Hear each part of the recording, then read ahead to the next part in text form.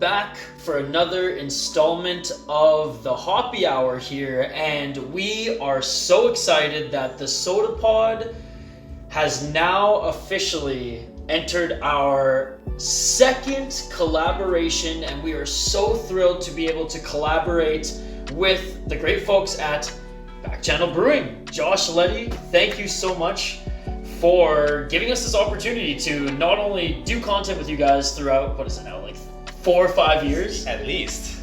But we have finally, I think, made it. As far as podcasters in Minnesota, we got to brew a goddamn beer with Back Channel Brewing. So quickly, before we dive into this tasting, just tell us a little bit about what we're about to drink here. Well, we are about to dive into the Soviet Savior, an Imperial Stout aged on white Russian coffee. And it is going to be delightful. We can't take credit for the name because this was all you guys, and it's an absolute brilliant name. And when I brought the concept to our head brewer, Mark, there was a bit of a challenge trying to figure out what's going to go well with our base Imperial Stout that we'll get into later on in this segment, our annual release. And it's such a bold Imperial Stout that you can't adjunct it with all of these things. So it needs to be just something simple. And that's where the concept of the white Russian coffee came into play. So I haven't even tried it yet. This is going to be the first time. This thing was bottled. This thing is cold off the line. Sometimes you hear hot off the press, but this was cold off the line. And I'm excited to try it for the first time. Well, let's dive into it, Josh. Oh yeah, I'm in it. Let's do it. I love this label here. Our designer, Justin, did a fantastic job. Pop that into the screen right there.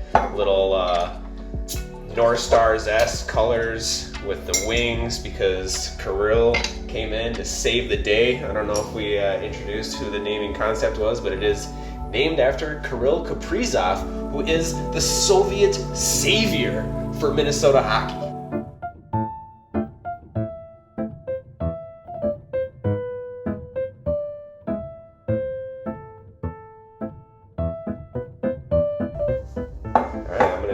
Here, we'll get this going for you.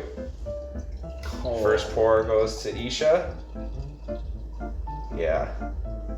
As we're pouring this out, for those who are watching who aren't stout guys or gals, who are more IPA, who are more lager focused, who are more light beer focused, like, let's be honest, a lot of people see stout or dark beers and they just think, is that a Guinness? Like, there's a lot more with your guys' stouts and darker beers than just the Irish, stout.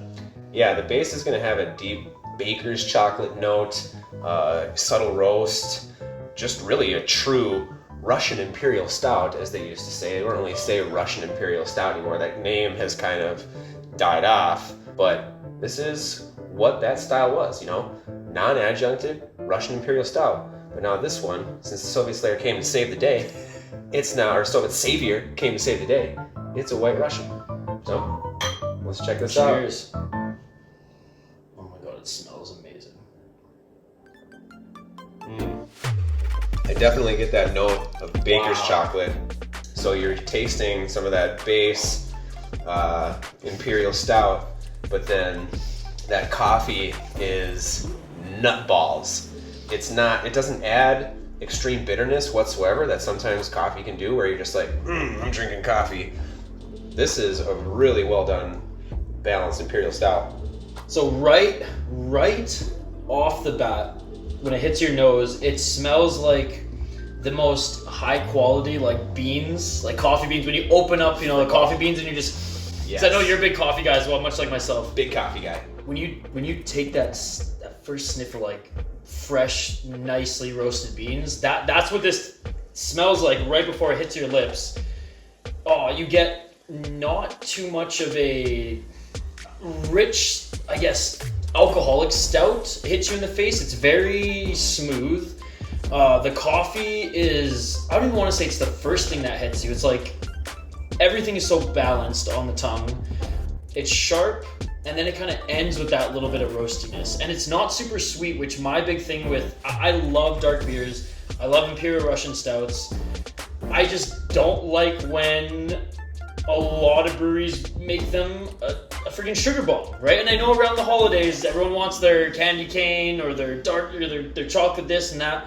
For this being a white Russian Imperial Stout, it just got that little bit of sweetness, and is carried by more so. I don't even know if this is proper to say, but that aroma of like coffee beans. Yeah, I mean, I know that was a little verbose, Josh, but like that's well done. That is everything right off like my first sip that came to me. Yeah, I mean, it's definitely almost like just that perfect little balance of coffee and chocolate. Yeah. You know, for me, I'm a French press guy, so when I crush the beans up before I put them into my little French press, I love to take a whiff out of it, and that whiff is what I'm tasting. Yeah, exactly. I mean, a little ode to my Canadian friends. This is what Tim Hortons used to smell like when you walked in. Oh man, Timmy Ho's. the good, like the OG Timmy Ho's before the parent company of Burger King bought them. Not Timmy Ho's anymore. Oh man. Well, we talked a little bit about what we're drinking right now, and you mentioned it was an inspiration and it stemmed off of the original Imperial Stout that you guys released this season. Yeah. So tell us about the Soviet Slayer. Yeah. And just the lore around that name, that beer, and kind of the tie-in with ours now. Definitely. The Soviet Slayer was the first Imperial Stout that we ever released, and we released it on our grand opening in 2017. So it's been a good run for the Slayer. You know, it was just a non-adjunct Imperial Stout, 10%. You know, we name all of our beers after famous Minnesotans or people with significant ties, as many of you know. And the Soviet Slayer is named after Herb Brooks, who slayed the Soviets in the 1980 Olympics. So when we first created this Russian Imperial Stout, we're like, oh, let's lean into this a little bit more on the Soviet side. Call it the Soviet Slayer in honor of the man himself, Herbie Brooks, and create a bit of a tradition out of this Imperial Stout.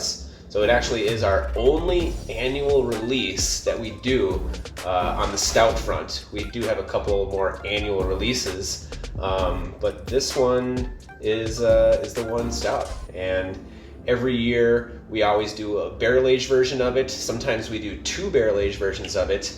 And this right here is the barrel-aged version of Soviet Slayer. So this is a blend of Soviet Slayer aged in a Cruzan rum barrel, as well as another Soviet Slayer aged in a Russell's Reserve barrel. Oh, so wow. Yeah, it's a lot of complex flavors in that barrel-aged version. That's clocking in at 11%. So the age or the time in the barrel gave that ABV a little boost. So a little more bang for your buck in the barrel-aged version. So it's kind of cool to see the new version each year and then a barrel-aged version from previous years. But then now this is essentially our first prop of the base Imperial Stout that is Soviet Slayer. And that's what we're talking about here, the Soviet Savior. If you're a dark beer guy or gal, if you love coffee, like this is the best of both worlds. And I've said this many times, there's a few breweries in Minnesota that I hold to a very high regard because of their dark beers and their stouts and barrel-aged stouts in particular.